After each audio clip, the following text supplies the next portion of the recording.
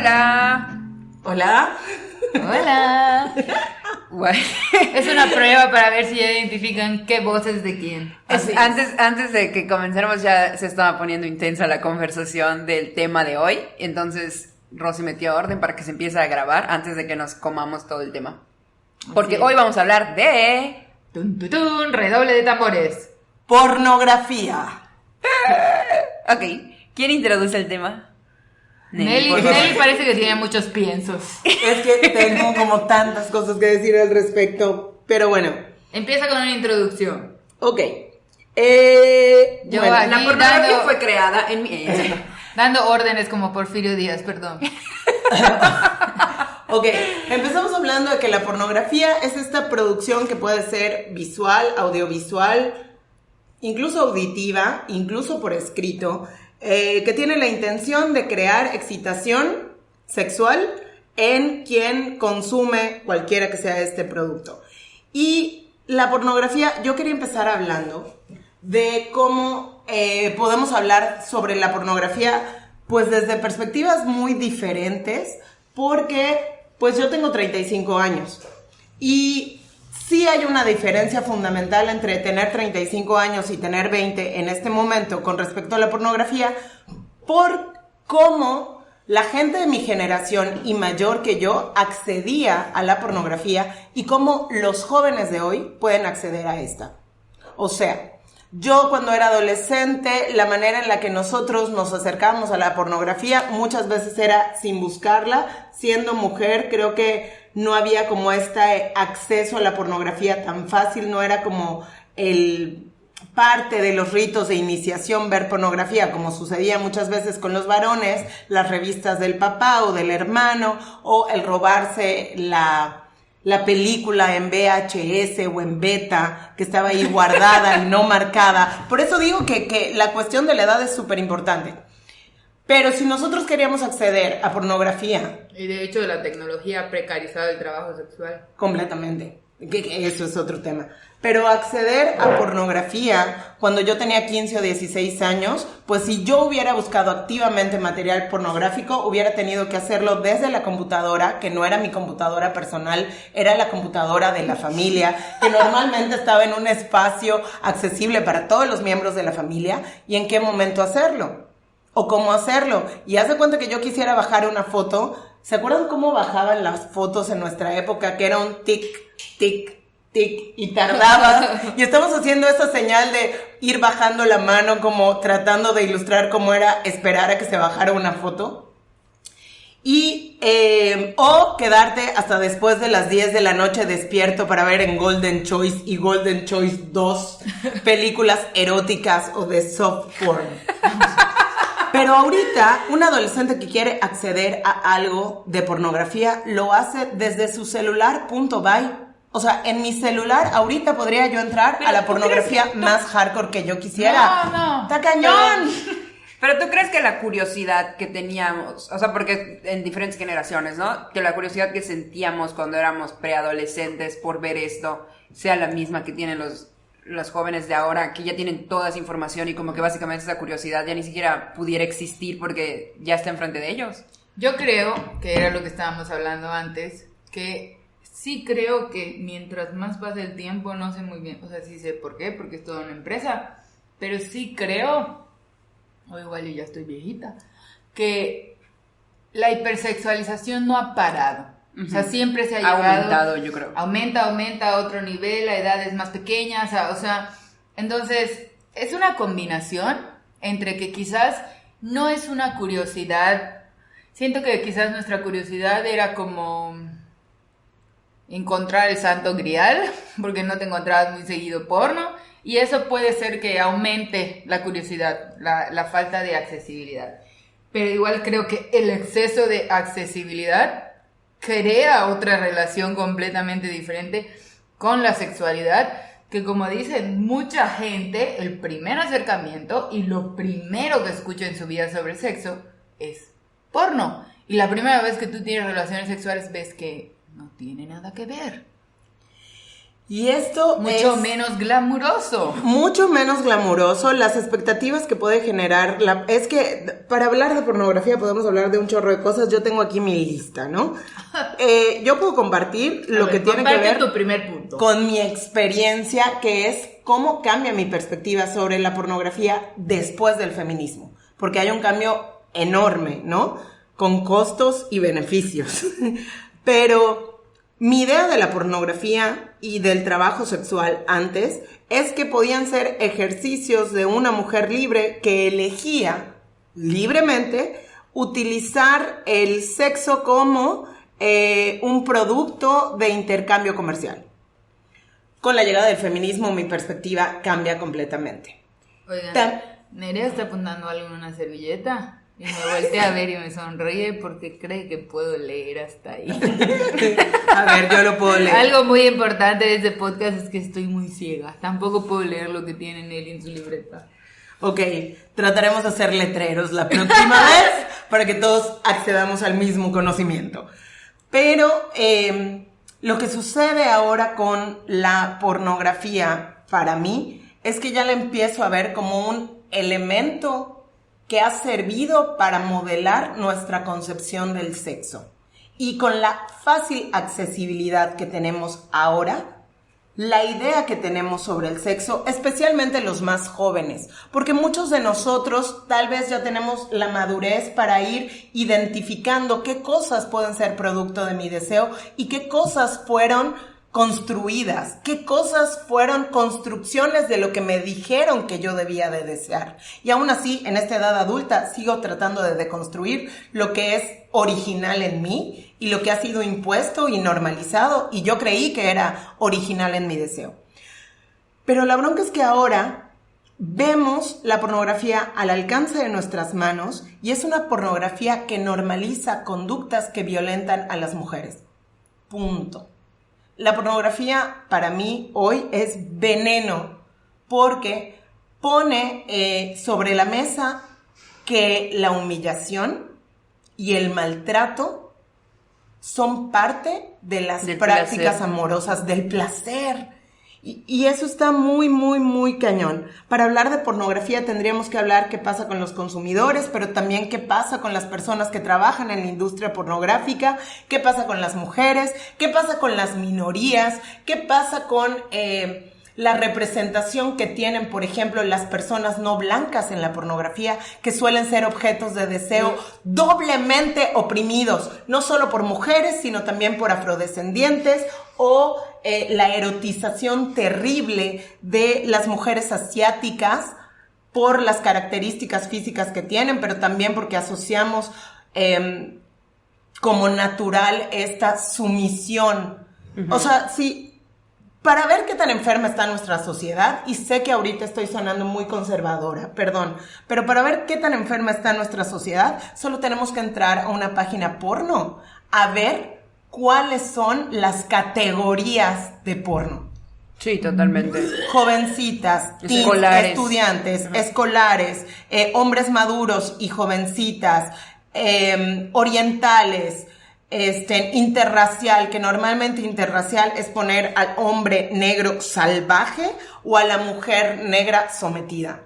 Entonces, a nivel sociocultural, el daño que produce la pornografía está como en 15 lugares diferentes.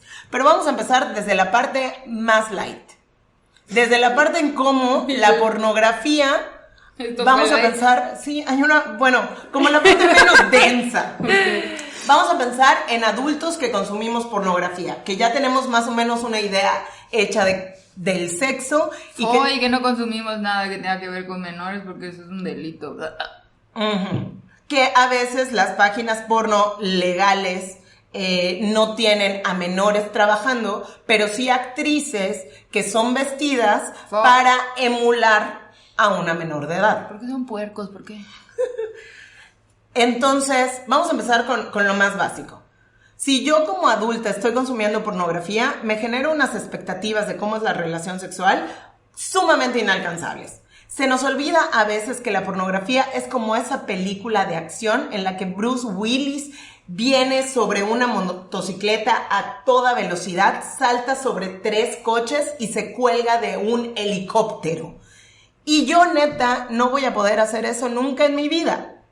Pero vemos la pornografía y creemos que esas prácticas sexuales sí las puedo llevar a cabo todos los días. Bueno, es como esa frase que dice, una mentira que se dice 100 veces se vuelve una verdad. Sí, eso tiene que ver con la propaganda nazi, ¿no? Sí, es de la propaganda nazi. Sí, pero y es como lo que hablamos en el capítulo de Body Positive, que se llamaba la pedagogía de la imagen. Dice que, o sea, cuando tú estás expuesto a unas mismas imágenes, tu cerebro llega un momento en el que las normaliza. Entonces tú ya no eres capaz de ver que aquello que estás viendo no tiene ningún tipo de contacto con la realidad. Ya lo normalizas y entonces aprendes en base a esas imágenes distorsionadas a esperar eso del sexo, ¿no? O sea, porque si lo piensas, porque es el contacto más continuo que tienes, a menos de que seas ninfómano y cojas 10 veces al día todos los días, probablemente visualmente el acto sexual más común que ves sea la pornografía. Entonces, en tu cabeza lo que está normalizado como el acto sexual es el acto sexual que ves más repetidamente, ¿no? Que es el de la pornografía y no el que tú llevas a cabo. Que cuando lo llevas a cabo, te das cuenta que no tiene relación alguna con lo que sucede en el porno y que es a veces 1000 veces más disfrutable, aunque no estés haciendo split y pretzel, ¿no? O sea, pero... ¿Pretzel? Ok, voy a tener que entrar a investigar qué es pretzel. Pero simplemente las expectativas que tenemos con respecto a los cuerpos, ¿no? O sea, cómo se ven las actrices porno no es la manera en la que la mayor parte de las mujeres nos vemos. El tamaño que tienen los penes de los actores porno tampoco es el tamaño del pene promedio de cualquier ciudadano común y corriente. Entonces... Y además nadie es mamífero porque han perdido todo su pelaje. No sé si sí. está pasando por la primavera y están en cambio pero... Claro, ¿no? Cuerpos completamente depilados, erecciones que duran horas además, y horas. Sí saben que las mujeres completamente depiladas es una manera asquerosa de emular genitales infantiles. Que eso nos puede también llevar a hablar de cómo vivimos en medio de una cultura pedófila que se rehúsa a reconocer que es pedófila. También. Estoy muy asustada con todo lo que están diciendo. Cuando ustedes, o sea, cuando se propuso el tema de que hablemos de esto, yo dije, pues está bien, pero yo no sé nada de pornografía, porque las únicas veces que lo he visto fueron así contadas con mis primos, cuando nos quedamos en pijamadas y veíamos Golden. Y tienes toda la razón. Nerea quemando a sus primos. Sí, perdón, primos. Pero ahí tienes toda la razón que es no, la verdad, ¿con quién ves de primo porno? ¿Con tus primos? ¿Con tus amigos? Sí, era pijamada y todo. Pero y aparte era soft porn, ya estábamos súper chiquitos y era así como, guay. Y como que se sentía que era pecado, ya sabes, entonces como que lo cambiabas. Ni siquiera desde un lugar de que, wow, qué atractivo lo que estoy viendo, sino de qué estoy viendo, ayuda. Ajá. Sí, totalmente, ¿no? O sea, como que al día siguiente te despiertas con cruda moral. Sí, pero así sí, qué horror. Pero eso habla de la manera en la que nos enseñan a llevarnos con la sexualidad. Sí, pero aparte estás viendo, o sea, porno, será suave o no, pero pues sigue siendo porno. Pero no me había, o sea, como no es una cosa que yo entiendo que hay gente de mi edad que como que es común que vea pornografía o que tenga, o sea, no lo sé. Pero no es algo a lo que yo tengo contacto, que yo busque o que yo diga, tengo ganas de ver. O sea, nunca me ha cruzado por la mente. Y ahorita que están diciendo todo esto, me está cayendo el 20 de... Es cierto que está súper jodida toda esa industria. Super. O sea, no puede haber una forma de que sea legal. Ya sabes, no, es que ahí sí. No, estoy riendo porque es el shock que tiene la primera vez que oyes de esto. Yo igual la primera vez que empecé a leer esto así del feminismo y la pornografía dije, ¿cómo el Estado puede permitir que esto suceda? Es que supuestamente tienen como cosas, labels encima de que es legal, pero no puede ser legal de ningún sentido. O sea, ¿cómo puedes estar vendiendo la idea de una menor de edad? Eso debería ser ilegal, por ejemplo. O sea, porque no estoy utilizando una menor de edad, pero estoy propiciando algo que es un delito. Claro, y me excuso en que mi actriz es mayor de edad para vestirla como colegiala, para vestirla como Caperucita, para vestirla como cualquier cosa que imite algo infantil o de una persona muy, muy joven y digo, es legal porque mi actriz es mayor de edad, aunque lo que estoy produciendo ayuda a reproducir esta idea de que las niñas y las jovencitas son objetos sexuales. Eso es terrible y peligroso. A ver, pero por ejemplo, de todos los puntos que tienes, yo cuando fui una vez en el campamento, no, yo una vez que estaba, la primera vez que choqué, ¿no? Con este término de que está súper mal decirle a las sexoservidoras prostitutas, que esto es otro tema, totalmente, pero en Vancouver las sexoservidoras tienen ya un nivel de derechos a los que ya han llegado por manifestaciones, por etcétera y demás, que el gobierno ya les ha dado, que el Estado ya les ha dado, y me acuerdo que fue ahí hace muchísimos años cuando me cayó el 20 y dije, güey, ser una persona, o sea, dedicarte y ser sexoservidora, necesitas tener derechos, necesitas que el gobierno te proteja. Si es invierno, no te vas a parar en la calle y está súper bien que hayan sitios web en donde tú puedas estar y no estés ahí muriéndote, ¿no? O sea, porque pues es la verdad que en Canadá sí te mueres de frío. Como que ahí fue cuando me cayó el 20 por primera vez y dije, güey, es un trabajo y necesita estar, o sea, y está bien que también esté regulado, o sea, es necesario. Pagues impuestos, o sea, todo, absolutamente todo, como si fueses una contadora. Y en casos, obviamente, que estamos hablando de un país de primer mundo en el que no sé hasta qué punto de verdad tú dices, sí, yo me quiero dedicar a esto, o sea, y estoy aquí porque yo quiero y porque yo controlo cómo manejo como mi carrera, ¿no? O sea, y no hay un hombre que me está obligando a acostarme con ciertas personas y no soy yo la que está controlando esto. Pero, dime. Yo todavía no me nombro feminista radical porque creo que me falta muchísimo por leer y por aprender. Pero una de las cosas que comparto con el feminismo radical es que yo, en lo personal, creo que la prostitución no debería de existir. Y ojo, no me estoy refiriendo a las trabajadoras sexuales, sino creo que es perverso que vivamos en un sistema donde las mujeres tienen que vender su cuerpo para poder alimentarse o para poder generar recursos. Algunos feminismos dicen que el trabajo sexual y el trabajo pornográfico son ejercicios de libertad por parte de las mujeres y es capitalizar con algo que en otros sentidos las mujeres ya damos cuidado erótico gratis. ¿Por qué no cobrar por él? Entiendo esas posturas, pero a mí en lo particular, porque siempre voy a pensar que detrás de todo esto está el capitalismo voraz, es que vivimos en un sistema donde la prostitución, aunque esté regulada, sigue siendo vivida principalmente por mujeres. O sea, si esto fuera tan un ejercicio de libertad, ¿por qué no hay más hombres prostitutos? O sea, ¿por qué no hay más trabajadores sexuales varones?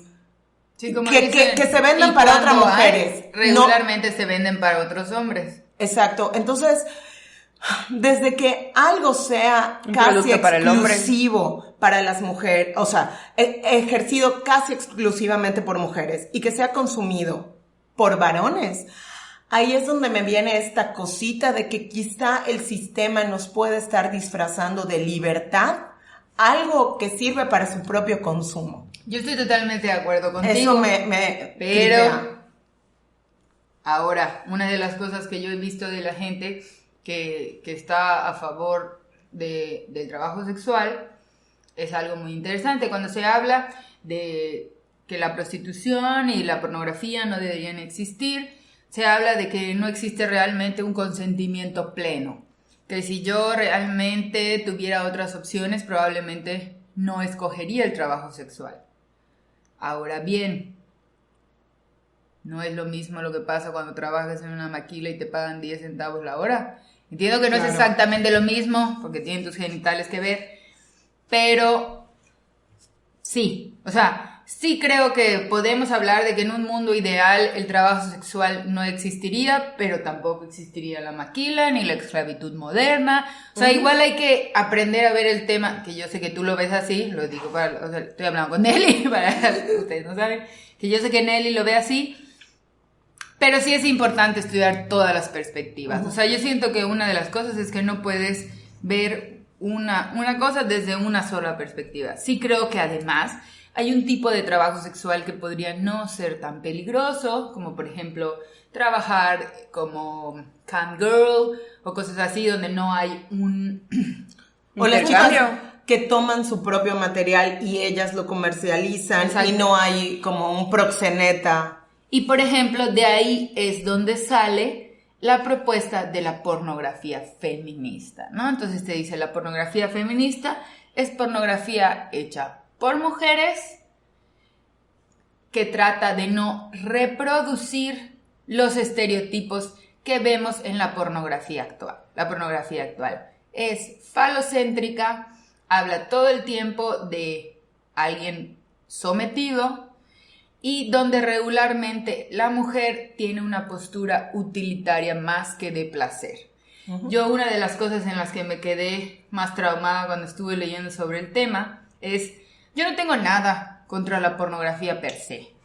Tengo mucho con la manera en la que se produce la pornografía, porque se parece demasiado a la trata de blancas. Sí, mucho. Y tengo muchas controversias con los estereotipos que reproduce, ¿no? Lo que habíamos estado hablando, su visión, hace exótico a cierto... A ciertos grupos. a ciertos grupos de la población, etcétera, etcétera. Pero una de las cosas que más me traumó cuando estaba leyendo sobre el tipo de estereotipos que reproducía, te lo llevaba como a que tú lo pienses y decía, ¿cuántas veces viendo porno no las caras de las mujeres son igual las de sufrimiento que de placer? Y dice, hacemos a los hombres incapaces de, al momento de tener unas relaciones sexuales en la vida real, los hacemos incapaces de diferenciar una cara de placer a una cara de sufrimiento porque en el porno están representadas exactamente iguales. Y eso es lo fuerte. Hay que dejar de hacernos tontos y darnos cuenta que la mayoría de la educación sexual, que no es su educación sexual, que recibimos viene del porno, ¿no? Y reproduce estas cosas. Hay un documental en Netflix que se llama Hot Girls Wanted. Exacto, lo tengo aquí apuntado. Y After Porn Ends, que también está muy interesante. Ese no lo he visto, pero vi el de Hot Girls Wanted y estaba bien fuerte porque eran chavillas, creo que 18, 19. 18 años. Y entonces entiendo que como que todo esto estaba localizado en un estado de Estados Unidos, donde a los 18, 19 años ya puedes. Ya ves que en Estados Unidos hasta los 21 eres mayor de edad. Pero que a los 18 o 19 años ya puedes participar en la pornografía. Y en un estado, esto me llama mucho la atención, en ese documental te mostraban cómo empresas que producen porno se cambian a estados donde producir porno sin usar condón sea legal. Porque el porno sin condón vende más. ¡Qué asco con la chingada sociedad asquerosa! Eso es terrible. Terrible. Y O sea, ¿cómo puedes ver eso y sentir placer cuando estás viendo algo inhumano? ¡Qué chingados! Dos cosas que hay que parar. La industria horrible que lo está haciendo, pero pues es una industria capitalista gigante que pararla está complicado. ¿Y qué chingados con la gente que la consume? O sea... Y ahí es algo muy importante, que las feministas que hablan de la prohibición del trabajo sexual siempre dirigen, o siempre deberían dirigir, si no están muy malas de su feminismo, la criminal. Ya sabes. Ay, yo tampoco lo puedo decir, sálvalos, Nelly. ¿Cuál? ¿Criminalizar? Criminalización.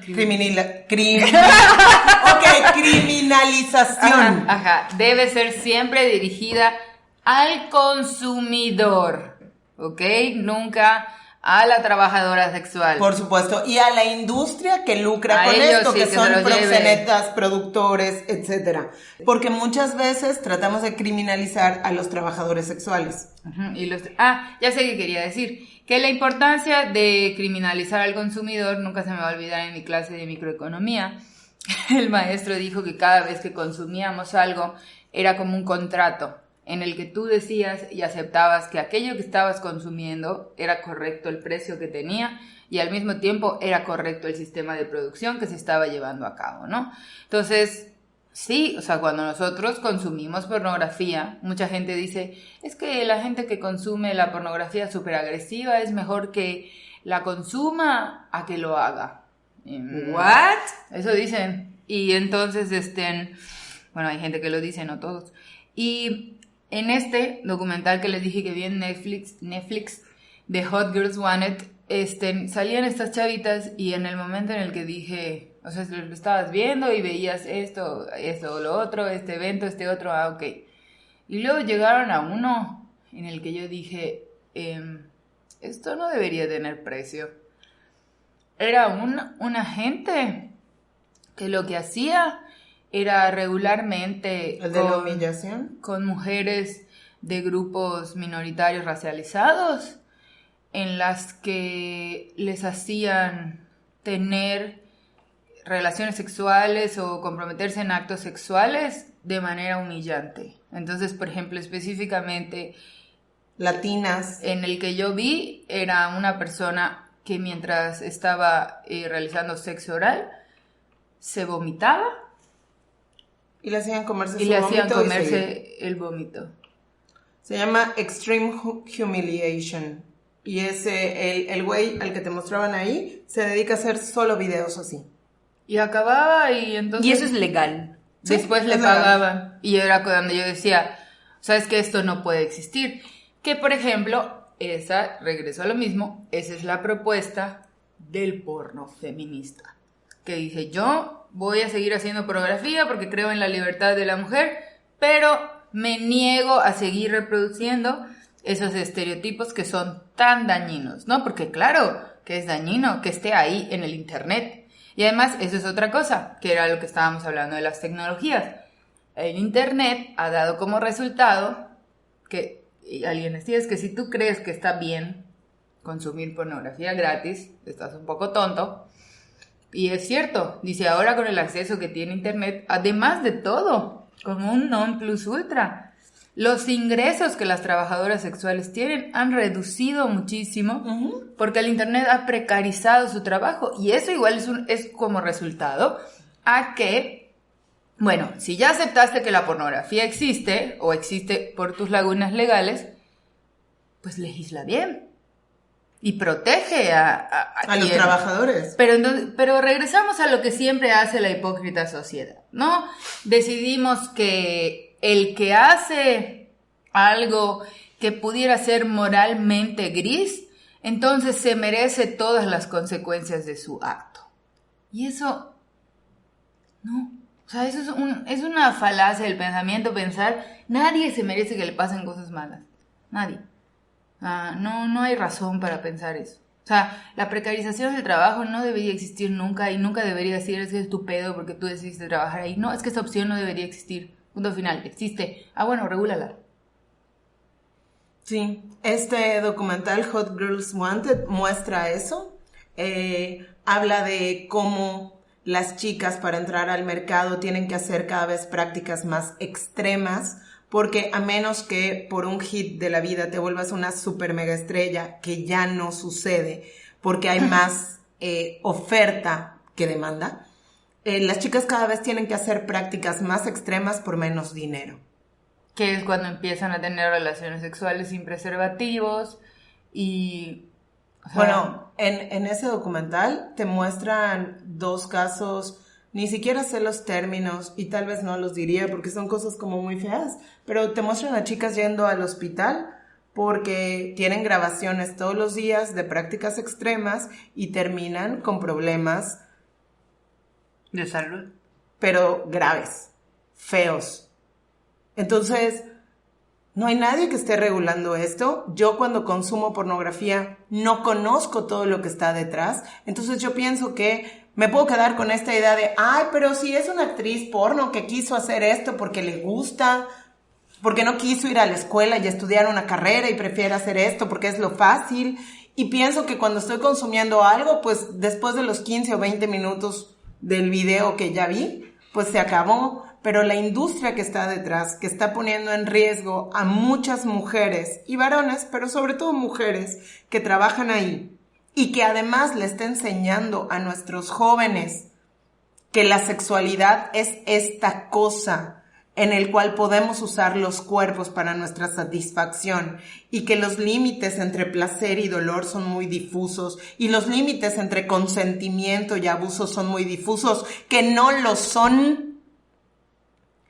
Estamos contribuyendo a una industria que está, y de nuevo, suena conservadora, pero me aterroriza, que está enfermando nuestra idea de el intercambio erótico.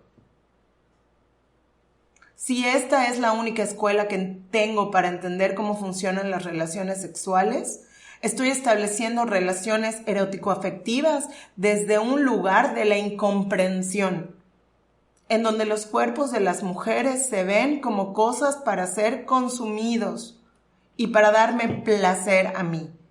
Y muchas veces el placer que aparece... Y por a mí es a mi varón. A mi varón, claro.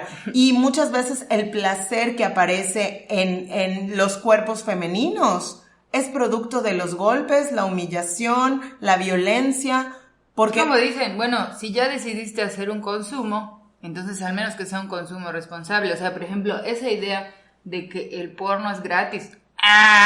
Nada es gratis.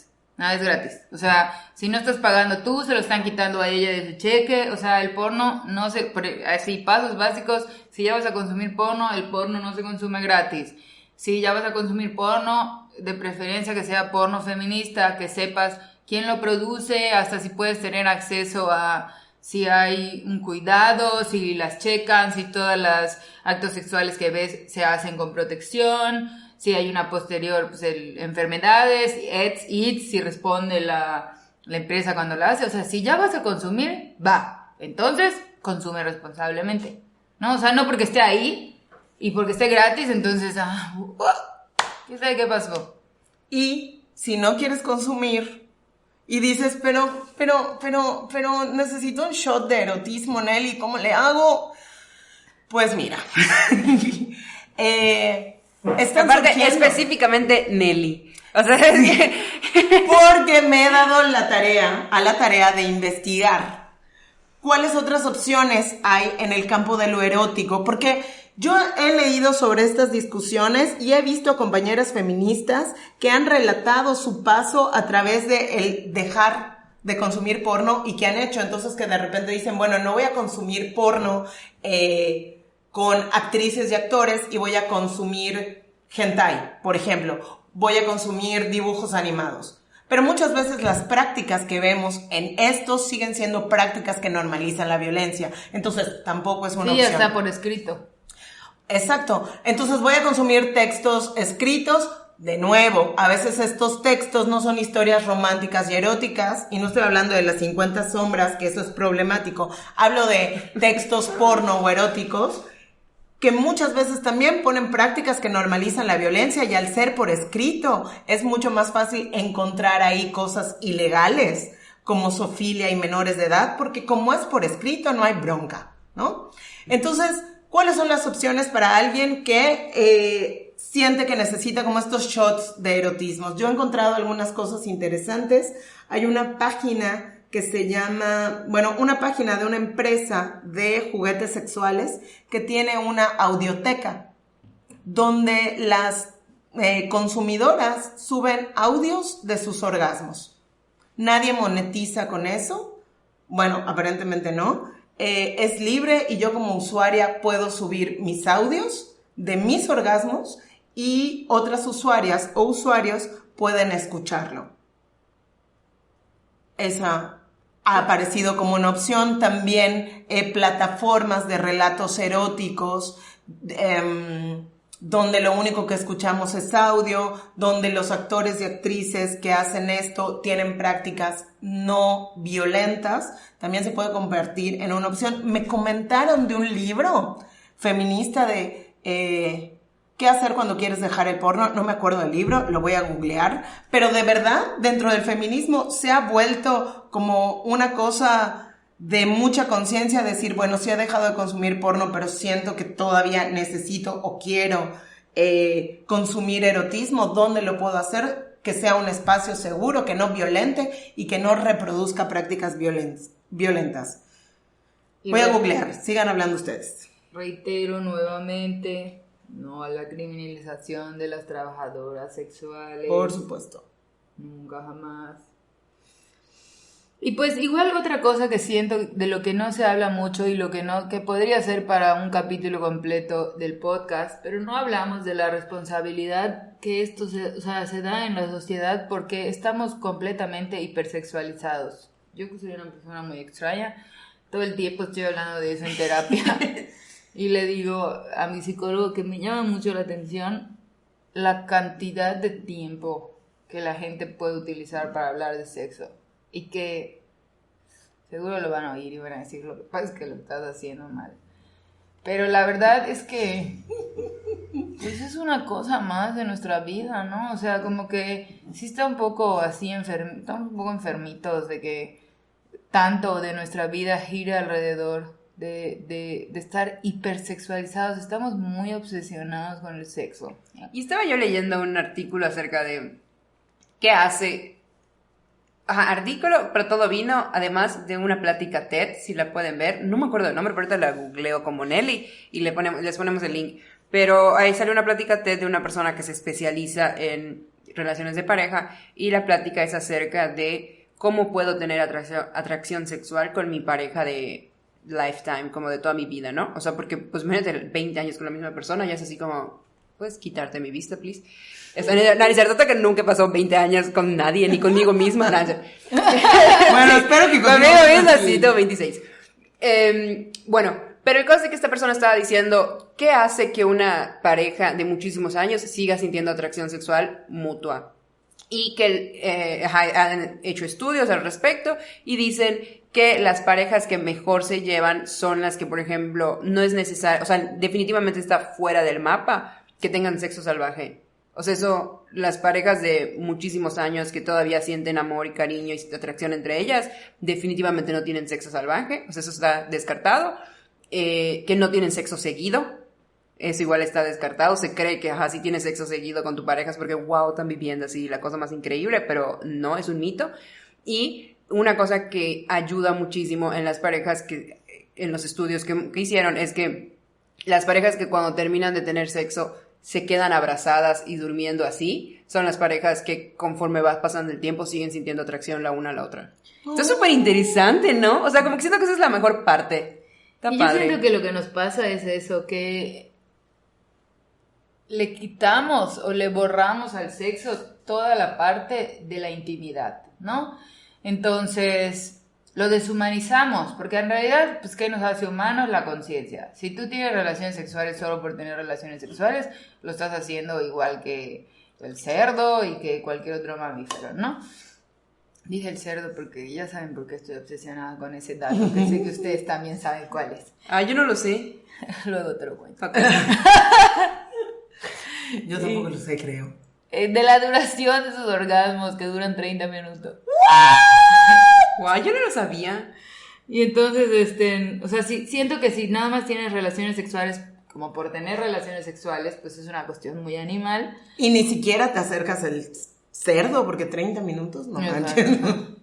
Y se pierde toda la intimidad, que realmente la intimidad está ahí, ¿no? Mucha gente cree que cuando hablas de intimidad solo puedes tener intimidad con tu pareja a largo plazo, pero es que quieras o no, las relaciones sexuales son un acto íntimo. Incluso si tú te acuestas con una persona que conociste una noche en Aruba, o sea, hay un momento íntimo, ¿no? Aruba es un bar que está en la... No, hay un momento íntimo, ¿no?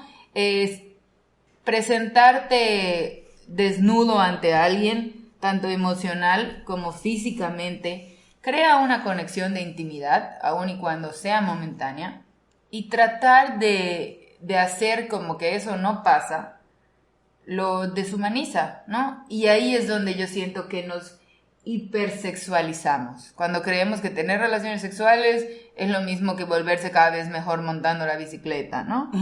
O sea, que por cierto, ojalá que alguien me enseñe. Yo tampoco sé montar bicicleta. Qué horror. Pero me encanta cómo empezamos hablando de pornografía y terminamos hablando de intimidad y de amor. Porque somos cursis. Sí, la verdad.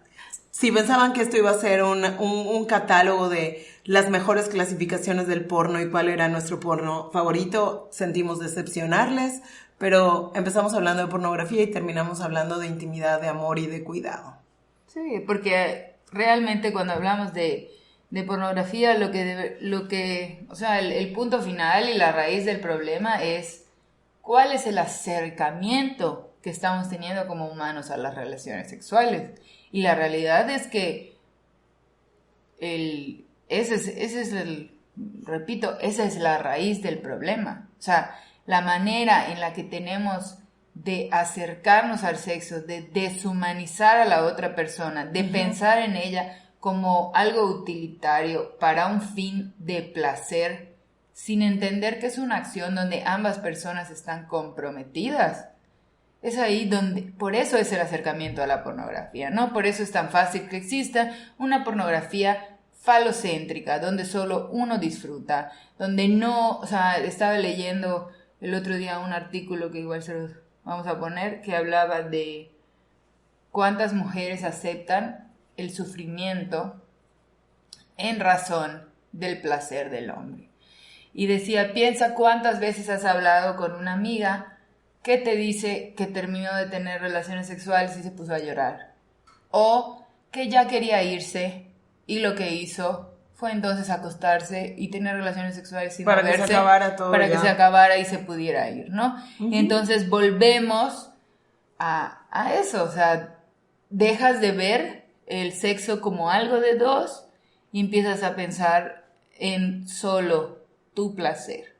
Y ese es el acercamiento que empezamos a tener, o sea, empezamos a pensar en el sexo como si fuera un masaje, donde tú te sientas y una persona te da un masaje y dejamos de ver el compromiso de las dos partes. Y en el compromiso de las dos partes de relaciones sexuales siempre hay o debería de haber una responsabilidad emocional, incluso en los encuentros casuales, porque tus emociones no se van a ningún lugar. O sea, no porque no haya una conexión sentimental con la persona, no significa que no haya una conexión sentimental con la experiencia. Entonces, tratamos de hacer práctico o volver práctico algo que claramente tiene ramificaciones e implicaciones emocionales. Esto me hace pensar en una cosa que otra vez, como seguimos con estas líneas hablando de muchas cosas al mismo tiempo, en cómo el ejercicio de la libertad sexual de las mujeres, que si bien es algo nutricio para nosotras, también en muchos casos ha estado al servicio de los hombres, porque también ha sido como, ok, me siento muy libre y quiero ejercer mi sexualidad sin compromiso. Pero eso es súper conveniente para los hombres que no quieren tener una responsabilidad sexoafectiva, ¿no?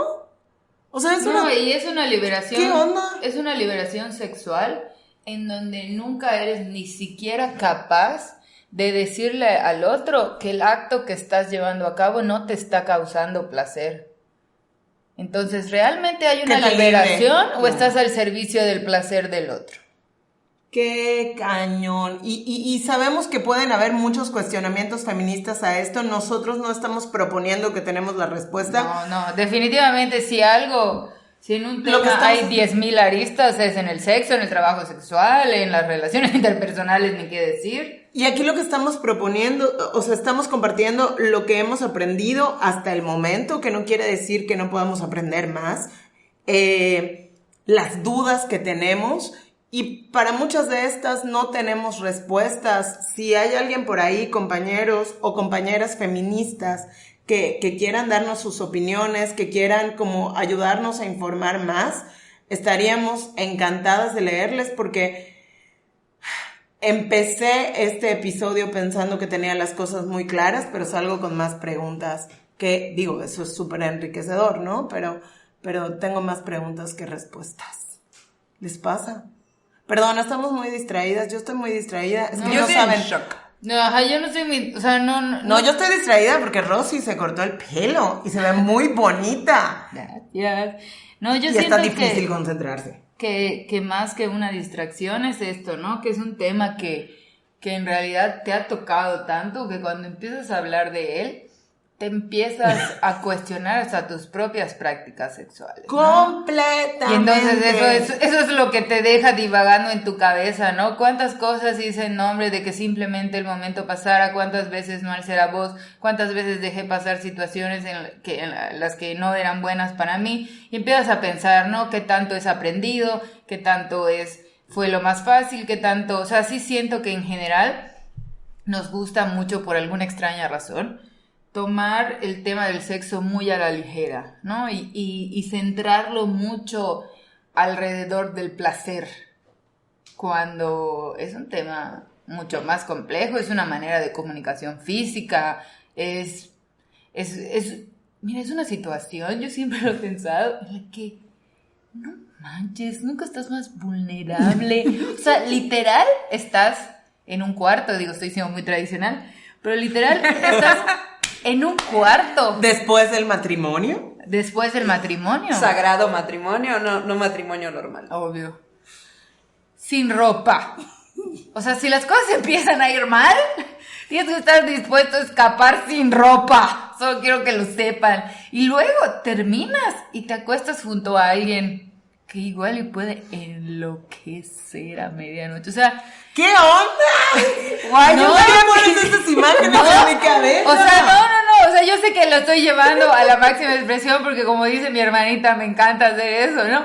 Pero a medianoche sus ojos cambian a color rojo y te asesinan. Realmente es una situación muy vulnerable. Sí. Muy, muy vulnerable. Lo único más vulnerable es estar en un quirófano. Ajá, o sea, de resto, no hay muchas veces en la vida donde te encuentres en una situación de vulnerabilidad tan fuerte. Entonces, ¿por qué cuando hablamos del sexo no hablamos de eso? No hablamos de la protección emocional, ni siquiera hablamos de la protección física, por eso tenemos epidemias de enfermedades de transmisión sexual. Hablamos del placer, y además del placer masculino, del placer masculino, del placer masculino, del placer masculino. O sea, no puede ser que ahorita estén empezando a descubrir el tamaño que tiene el clítoris.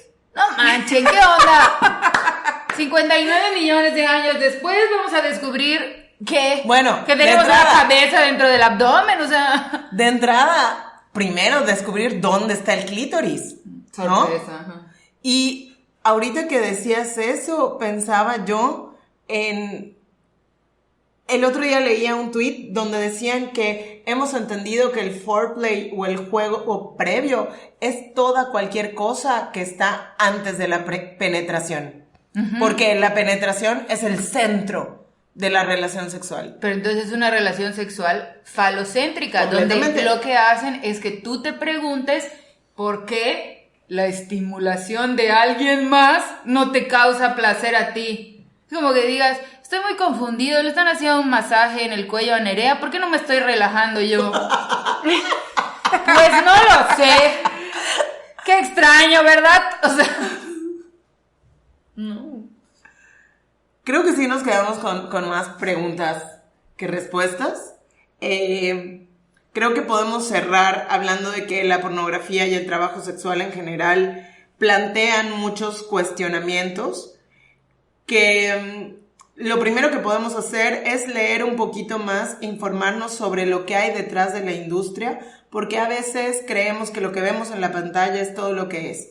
Y cuando empiezas a informarte de lo que hay detrás, puede ser que tus prácticas de consumo cambien o no, pero al menos ya somos más conscientes de que hay mucho más allá detrás de lo que estamos viendo en la pantalla. Y de hecho, eso debería aplicar para todo lo que consumimos. O sea, yo sé que es un trabajote, digo, están investigando cómo hacen las emperadoras de chocolate, pero en lo posible... Acabamos de perder un patrocinio. Tratar de entender que eso es un consumo responsable, ¿no? Un consumo, y más, en este caso, que el trabajo sexual a veces habla del consumo de otra persona, ¿no? Entonces ahí más que nunca es donde tienes que ser responsable. Y en general, ¿no? Empezar a yo creo que a cuestionarnos nuestra responsabilidad dentro de las prácticas sexuales. Nuestra responsabilidad física, nuestra responsabilidad emocional, la responsabilidad que tenemos con nosotros mismos y definitivamente la responsabilidad que tenemos con el otro. O sea, dejar de tomar, yo no digo que estén preocupados todo el tiempo, pero darle a cada cosa su peso, ¿no? Y dejar de tomar las relaciones sexuales como algo X, ¿no? Como bajarnos de la resbaladilla. O sea, hay que dimensionar. Siempre y en general, siempre que hagas una práctica en la que incluyas a otra persona, tienes que ser responsable. O sea, y más, como dijimos hace rato, si incluye a otra persona en una de sus condiciones más vulnerables. Como les decía, nos quedamos con más preguntas. Esperamos sus comentarios, sus preguntas también. Seguiremos leyendo, informándonos, creándonos criterios. Muchas gracias por escucharnos y ser pacientes con nuestras divagaciones. Y como siempre, pueden comunicarse con nosotros a través de Twitter, de nuestro mail, por Instagram. Somos Las Irreverentas y yo soy Nelly. Yo soy Rosy. Y Nerea. Hasta la próxima.